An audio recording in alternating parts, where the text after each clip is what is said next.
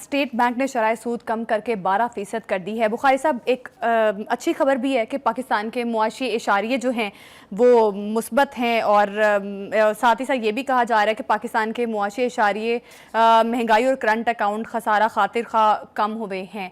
وزیر اعظم شہباز شریف نے اس بارے میں کیا کہا، ایک بار وہ پروگرام میں شامل کرتے ہیں بخاری صاحب، پھر آپ کا کامنٹ لیتے ہیں اس پہ۔ بجلی کے ریٹ جب تک کم نہیں ہوں گے انڈسٹری اور ایکسپورٹس زراعت ترقی نہیں کر سکتی۔ بجلی کے نرخوں میں خاطر خواہ کمی آئے گی انشاءاللہ اگلے چند مہینوں میں۔ میرا اگر بس چلے تو آج میں پورے پاکستان میں جو ٹیکس ریٹ ہے وہ فی الفور 15% میں کم کر دوں، لیکن اس وقت IMF کی مجبوری ہے، اور مجھے پورا یقین ہے کہ اللہ تعالیٰ کے فضل و کرم سے یہ IMF کا آخری پروگرام ہوگا پاکستان کی تاریخ میں۔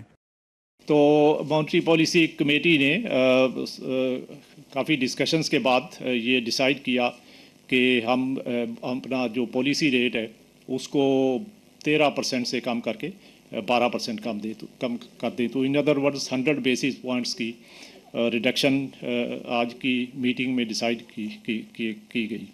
اور اس کے اور یہ آپ نے دیکھا ہوگا کہ اس میں جو ریسنٹلی جو ہمارا ڈیٹا ہے مختلف اکنامک انڈیکیٹرز کے اوپر، اس میں کافی پازیٹیو ٹرینڈز ہیں۔ جی بخاری صاحب، دیکھیے گزارش یہ ہے کہ جہاں تک پرائم منسٹر کی جو ابھی ہم نے سنی ہے گفتگو اس کا تعلق ہے، میرے خیال سے اب انہوں نے ریئلائز کر لیا ہے کہ صرف اکنامک اشاریے دکھا کے آپ قوم کو مطمئن نہیں کر سکتے، لہٰذا اب وہ باتیں کر رہی ہیں جس سے براہ راست ایک عام آدمی کے اوپر افیکٹ ہوگا۔ بجلی کی قیمت کم کرنا ہے، ٹیکس میں کمی کرنی ہے وغیرہ، تو یہ ریئلائزیشن وہاں ہو گئی ہے کہ صرف یہ اشاریے دکھا کے آپ عوام کو اپنے ساتھ نہیں ملا سکتے، آپ عوام کو خوش نہیں کر سکتے۔ ایک بات تو یہ it's a very positive change.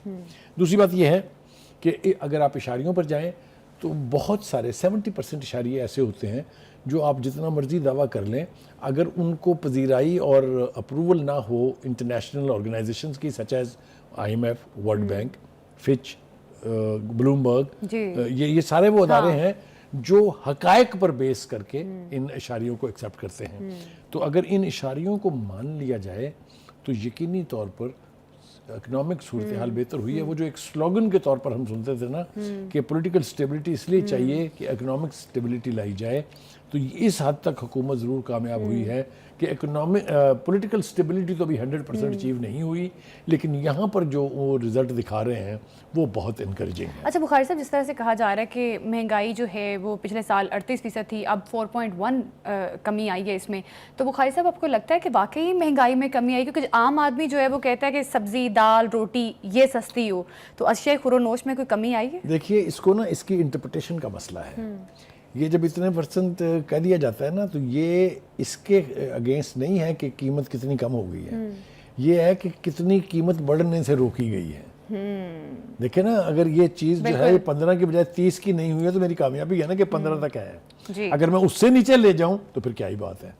تو ان اشاریوں میں یہ کہتے ہیں نا فگر فجنگ، یہ تو خیر ایک نیگیٹو بات ہے، یہ فگر فجنگ نہیں ہے، یہ سارے اسٹیبلشڈ فگرز ہیں۔ مطلب یہ بھی ٹھیک ہے کہ بڑھنے کی بجائے آپ نے اسٹیبل کر دیا ایک ہی پوائنٹ سے۔ آپ نے اسٹیبل کرنا پہلا چیلنج ہی آپ کا یہ ہے کہ آپ ان کو مزید بڑھنے سے روکیں اور پھر جہاں وہ ہیں اس سے نیچے لائیں۔